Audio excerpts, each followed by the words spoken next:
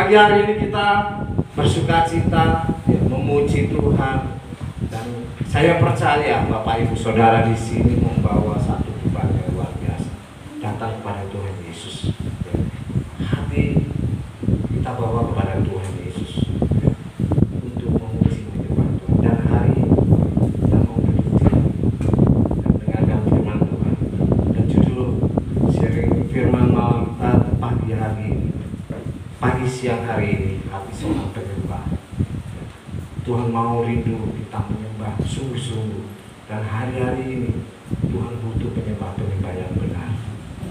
Amin. Ya. Kita baca di dalam firman-Nya, di dalam Yohanes 12 ayat 3.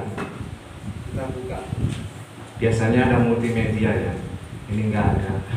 Saya percaya kuasa Tuhan ada tempat, hadirat Tuhan ada tempat ini.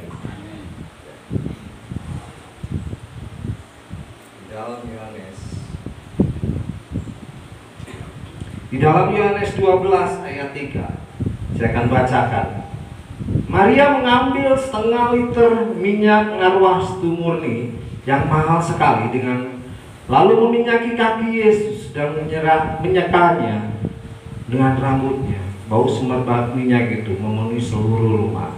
Ayat 4, namun Yudas Iskariot, seorang murid Yesus yang akan segera menyerahkan dia, berkata, ayat 5, mengapa minyak narwastu itu tidak dijual 300 dinar dan uangnya diberikan kepada orang miskin? Ya, amin. Di sini ada dua pribadi, Maria dengan Yudas. Dua pribadi ini, ya. Maria Magdalena ini bukan dari Betania, ada satu kampung ya. Dan dia pengikut Tuhan Yesus yang setia bersama kakaknya, yaitu Lazarus, saudaranya Lazarus dan Marta. Lazarus ini yang dibangkitkan Tuhan Yesus. Di sini pribadi dia memberikan satu tindakan yang luar biasa, tindakan yang di luar biasa. Dia tindakannya itu apa? Memberikan materi minyak narwastu yang begitu mahal, ya. Dia mau bayar harga untuk memberikan yang terbaik buat Tuhan. Karena apa? Dia sudah dan telah mengalami satu kebaikan dari Tuhan.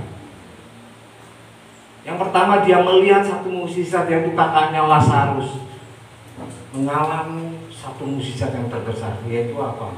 Dia dibangkitkan kembali. Mukjizat yang luar biasa. Dan di sini bukan hanya bayar harga Maria, tapi dia memberikan kehormatan dia, yaitu apa? Rambutnya, kehormatannya, mahkotanya, untuk diberikan yang terbaik untuk Tuhan. Ya. Sedangkan pribadi yang kedua, yaitu Yudas, ya. Dia murid Tuhan Yesus, dia lebih sering berhubungan, berkomunikasi, bahkan rutinitas dengan Tuhan, makan. Mungkin kalau di sana dalam pelayanan, ya, bahkan tidur pun bisa bareng dengan Tuhan Yesus. Tapi apa yang terjadi dalam diri Yudas sendiri? Dia dalam pelayanan, dia berbicara pelayanan yang kasat mata. Dia memikirkan di luar Tuhan Yesus. Tetapi Maria memikirkan, punya rindu untuk mempunyai satu hubungan, punya satu lebih dalam keintiman bersama Tuhan. Dan hati seorang penyembah itu adalah keintiman dengan Tuhan.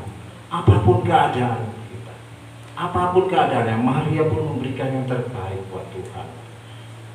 Dan Yudas berbicara bahwa kenapa minyak itu nggak harus dijual 300 dinar untuk diberikan kepada orang miskin, diberikan kepada saudara-saudara yang membutuhkan.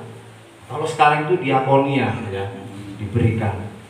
Tapi di sini dia memberikan yang terbaik buat Tuhan, yaitu tindakan, materi, bayar harga, dan mahkota kehormatan. Bayangkan di hadapan semua muridnya, di dalam satu pelayanan, dia menunjukkan yang terbaik bagi Tuhan. Di sini ada dua pribadi yang kita berbicara bahwa apakah kita pribadi yang mana kita ini? Apakah kita memberikan yang terbaik buat Tuhan dalam penyembahan hidup kita?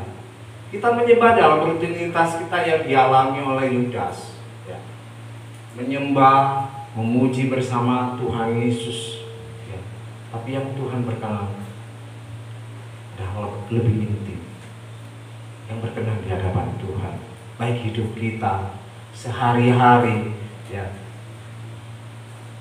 Dan kita pun bisa mengampuni, ya, bisa mengasihi sesama ketika kita intim bersama Tuhan, menyembah Dia. Itu adalah penyembah yang benar, hati yang benar. Bahkan Tuhan Yesus berbicara, berkatalah, aku berkata kepadamu di dalam Matius 26 ayat 13. Dia menyatakan sendiri dalam satu kitab, dia nggak sembarangan menyampaikan firman Tuhan. Dia tidak sembarangan supaya dia masuk dalam, kalau dalam dia masuk dalam 10 besar Maria ini. Dikatakan dia sesungguhnya di mana saja Injil ini diberitakan di seluruh dunia, apa yang dilakukannya itu akan disebut dia untuk mengingatkan dia. Sangat luar biasa bahwa inilah yang berkenan di hadapan, sampai menyentuh hati Tuhan, ya, menyentuh hati Tuhan. Kadang dalam kehidupan kita, ya, kadang pada waktu kita dalam kondisi nyaman, kita sering lupa atas berkatnya. Tapi pada waktu kita ada posisi proses, posisi ujian, baru kita menyembah luar biasa. Bahkan dari pagi sampai sore nggak berhenti menyembah Dia. Tapi hari ini Tuhan mau keadaan apapun, kita harus menjadi penyembah yang benar. Amin. Ada 3 komposisi penting yang membentuk hati seorang penyembah seperti Maria ini. Yang pertama adalah kemurnian hati. Itu penting, kemurnian hati, ya. Kemurnian hati ini penting untuk seorang pribadi yang punya hubungan yang baik dengan Tuhan. Yang pertama adalah satu keintiman, kemurnian hati, seperti narwastu yang tidak ada campuran apapun, ya, dan selalu yang murni, diolah dengan baik. Pada zaman dulu itu tidak ada campuran, sehingga minyak itu pada waktu Maria membasuh kaki Tuhan Yesus ataupun menyiram di kepala Tuhan Yesus, itu baunya luar biasa, ya. Dan harga narwastu, tahu Bapak Ibu Saudara, kalau 300 dinar, kalau secara 300 dinar itu nilainya, 1 dinarnya itu 48.000. Saya percaya bisa menghitung luar biasa. Berapa Bapak Ibu? Kalau 1 dinarnya 48.000, kalau 300 berapa? 48 juta. Bisa dibayangkan, ya. Maria memberikan seluruhnya bagi Tuhan. Tidak tanggung-tanggung memberikan yang terbaik buat Tuhan. Banyak sekali yang kita lakukan seperti Yudas, rutinitas kita lakukan secara kasat mata. Apakah kita ke dalam bersama Tuhan? Tuhan lebih berkenan. Kenapa? Dia melihat Maria bukan menunjukkan contoh yang berkenan di hadapan Tuhan. Dan murid-murid Tuhan itu tahu. Cuma Tuhan ingatkan, Pak,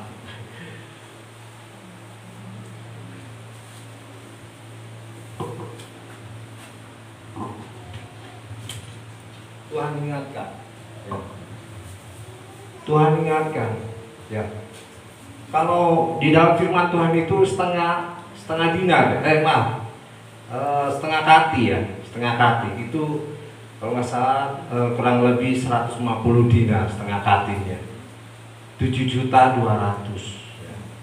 Satu motor bekas atau apa, handphone iPhone berapa, Pro Max ya, bukan Pro Max ya, satu handphone Pro Max yang bekas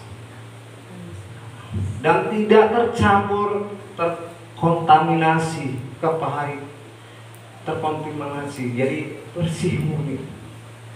Ini adalah satu gambaran bahwa minyak narwastu yang dipersembahkan oleh Maria adalah murni, ya, tidak dicampur dengan bahan yang lain.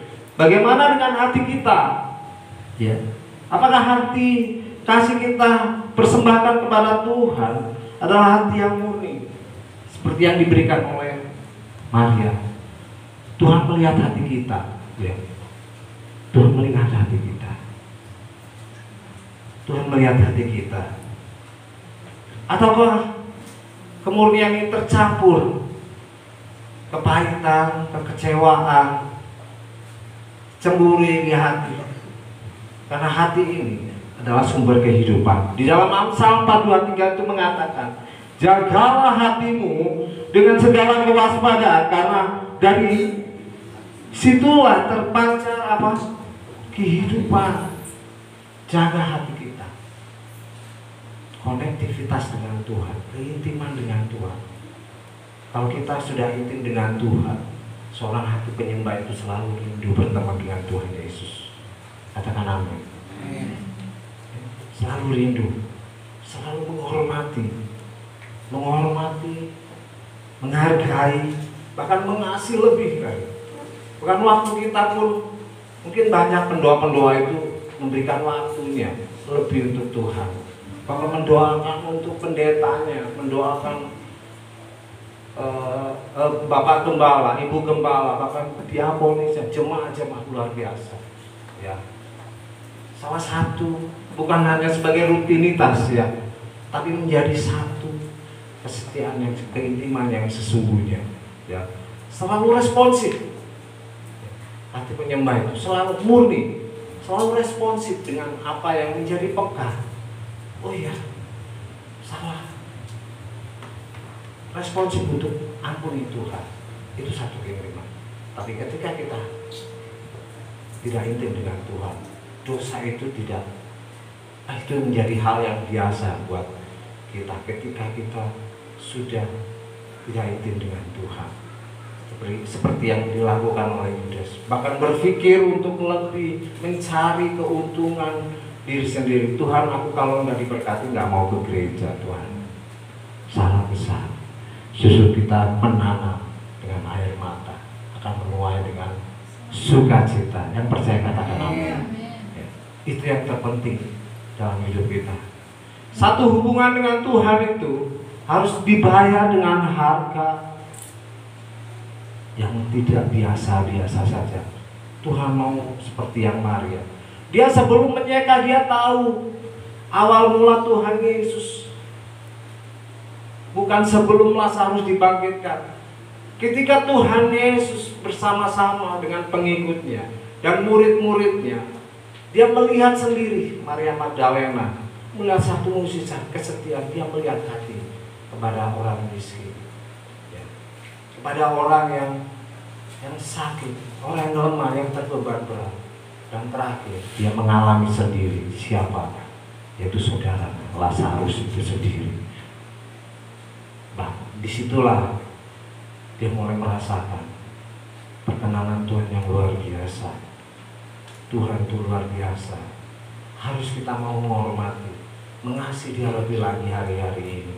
Karena Tuhan mau mencari hati seorang penyembah yang benar dalam roh dan kebenaran. Amin. Amin.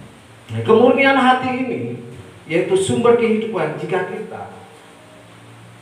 hati kita menjadi sampah, yaitu kekecewaan, ya, kepahitan, bahkan terhadap orang Kristen, ya, terhadap saudara kita, tahu bahwa itu nggak boleh sebenarnya, tapi dilakukan.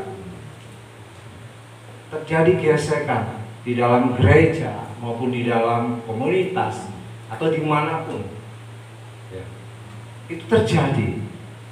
Tapi ketika kita murni hati kita di hadapan Tuhan, ketika sampah itu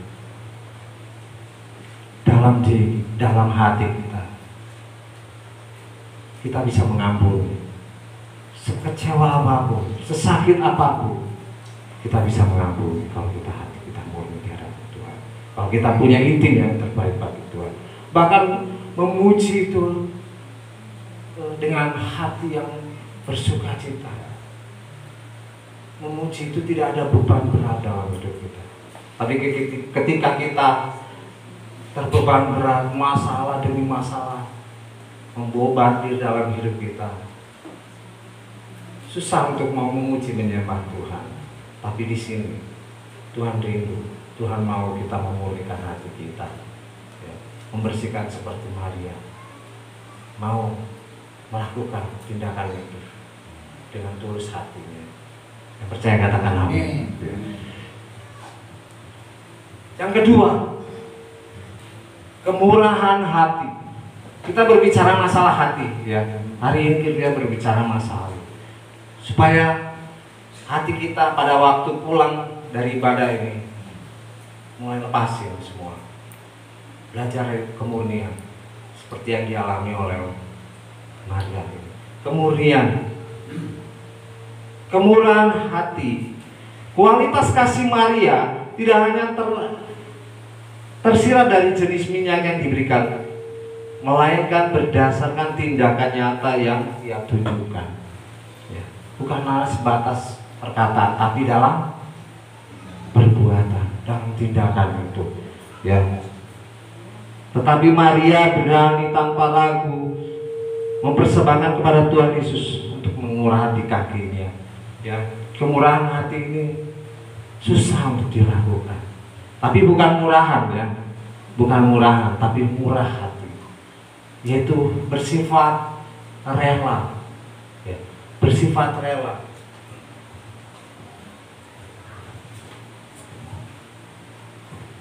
Tidak egois, tidak mementingkan diri sendiri, ya. Itu yang menjadi salah satu pemulihan hati, ya. Itu yang menjadi pemulihan hati kita, ya. Ada kesaksian buat saya, ya. Saya adalah diaken di gereja DKKC Cimahi, ya. Begitu luar biasa memuji, menyembah, wah, pokoknya hadirat Tuhan itu ada dalam diri saya.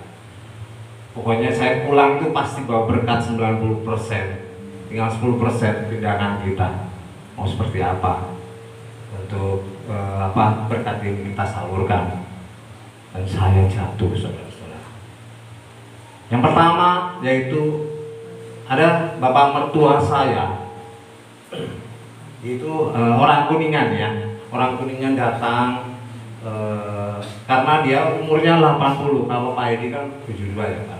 Masih kuat, ya. Luar biasa. Ini 82, 82 itu memang kakinya sudah, kalau ada multimedia saya bisa tunjukin, ya. Kakinya sudah lemah, terus mungkin tahu, ya, kalau buang hajat itu sudah nggak terkontrol, ya. Bayangin saya diizinkan untuk mendapatkan seperti itu. Mana kamu pelayanan kamu? Tuhan kasih tahu. Mana pelayanan kamu? Kalau saya melihat dia itu duduk, ya, mungkin kebayang. Kalau lihat fotonya mungkin, ya, kakinya kecil. Terus kalau saya pulang kerja itu masuk rumah itu baunya itu, wah, tahu kan baunya. Kalau dia buang hajat itu, wih, memang rumah kami itu nggak terlalu besar, ya, hampir. Jadi ada beberapa sekat untuk kamar, dikhususkan untuk abah, ya. Kalau khususkan untuk abah, dia tidur, makan Tuhan izinkan luar biasa supaya hati saya murah hati, kemurahan dan yang sangat menjengkelkan pada waktu malam. Kami tidur, dia bangun. Bayangin ya. Kami tidur, dia bangun. Dia di depan. Kebetulan kalau anak saya yang pertama suka minum apa gitu ya. Itu apapun yang di depan, karena sudah nggak connect ya antara syarat-syarat udah mulai menurun semua. Dia makan minum yang ada di dimanapun dia. Terus klotak. Saya kira apa? Ternyata beliau. Berapa kali saya mengalami seperti itu. Kaget. Kira-kira bapak-bapak yang di sini bukan hanya berbicara saja, tangan ya.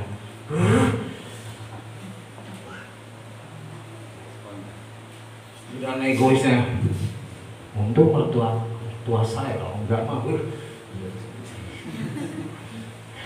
secara manusiawi, tapi Tuhan ajarkan. Ayo, kasih dia. Dan saya melihat itu, kalau dia melihat saya itu, dia nggak berkata mau makan, nggak bisa, tapi dia dengan memandang, dengan menggunakan gerakan untuk minta makan, minum. Tapi begitu Tuhan ajarkan Tuhan. Dan saya pun merasakan bahwa di dalam firman Tuhan itu mengatakan, sebab ketika aku lapar, di dalam Matius 26 ayat 34 dan 36, sebab ketika aku lapar, kamu beri aku makan. Ketika aku haus, kamu memberikan aku minum. Ketika aku seorang asing, kamu memberikan aku tumpangan. Ketika aku telanjang, kamu memberikan aku pakaian. Ketika aku sakit, kamu melawat aku. Ketika aku di dalam penjara, kamu mengunjungi aku. Di situ saya tersentak. Tuhan Yesus ada di rumah saya ternyata. Yaitu siapa? Bapak mertua saya. Dan saya langsung tertunduk minta ampun. Dan saya memang ketika pulang ibadah, kakak-kakaknya maaf ya, saya mungkin kan memang pedulinya kurang ya. Tapi saya percaya di situ Tuhan izinkan saya mengalami seperti itu ya. Terus satu ketika itu asam lambung saya naik karena emosi terus ya. Tuhan. Saya selalu minum obat, sudah nggak koneksi hati saya sama Tuhan. Ibadah jadi satu rutinitas buat saya waktu itu ya. Dapat berkat, lepas lagi. Karena apa? Mertua saya ya. Dan di situ ketika pagi hari saya mengambil gitar memuji Tuhan. Aku mau selalu bersyukur. Ku mau selalu bersyukur, selalu bersyukur. Kau Tuhan yang setia, yang selalu menopang. Ku mau selalu bersyukur, selalu bersyukur. Kau Bapa-Ku yang setia. Sekali lagi kami juga. Umat selalu bersyukur, selalu bersyukur. Kau Tuhan yang setia, yang selalu menolong. Umat selalu bersyukur, selalu bersyukur. Kau Bapa-Ku yang setia. Di situ saya menangis, di situ saya merasakan hadirat Tuhan. Saya menyembah Tuhan. Saya meneteskan air mata.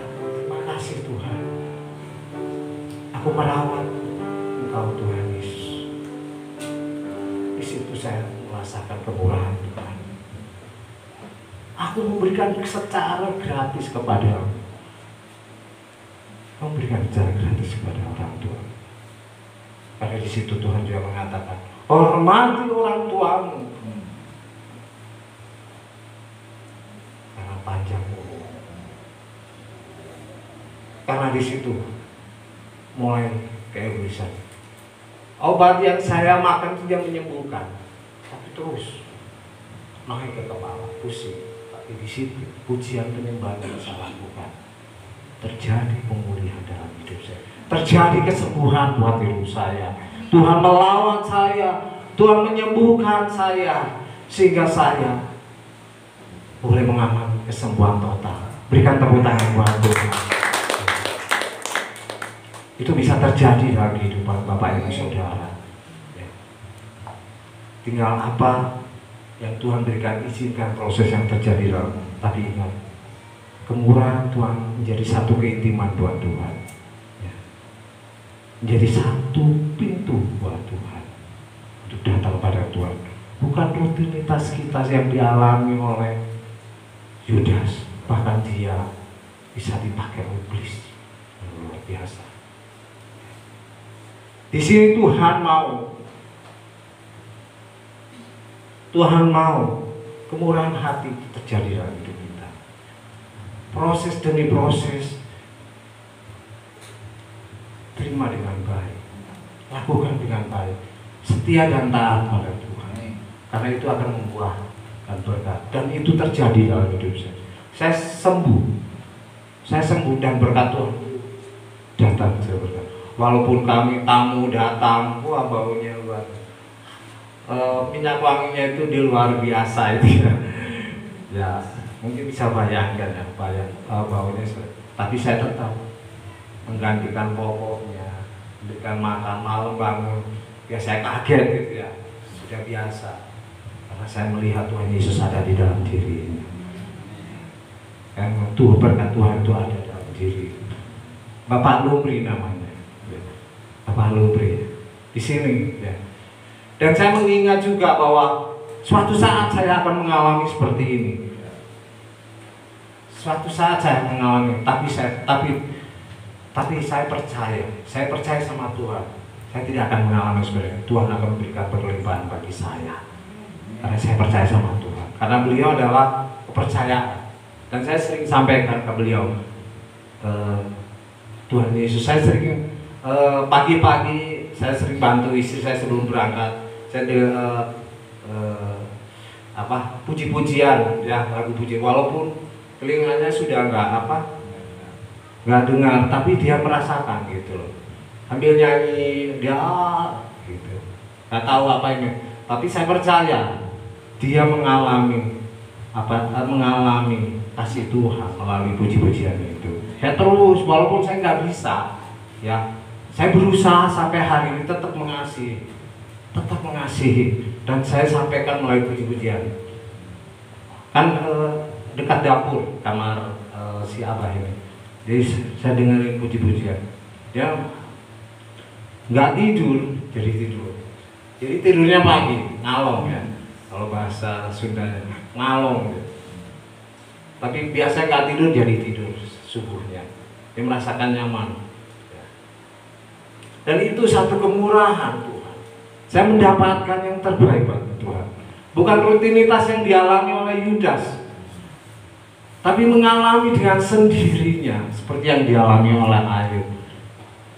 Dia mengalami satu mukjizat yang Tuhan berikan, dan saya waktu itu mengalami mukjizat. Dan saya percaya Bapak Ibu Saudara yang mengalami hati terluka, terbeban, Tuhan akan berkati, Tuhan akan sembuhkan hari ini. Dan hari ini membawa satu rema, membawa berkat bagi keluarga kita. Amin. Bapak Ibu Saudara, berikan kemuliaan bagi Tuhan. Yang terakhir, yang ketiga, komposisi kerendahan hati. Ini yang terakhir ya, yang mungkin kita harus berusaha lebih lagi. Proses yang nggak gampang untuk rendah hati. Ya. Rendah hati ini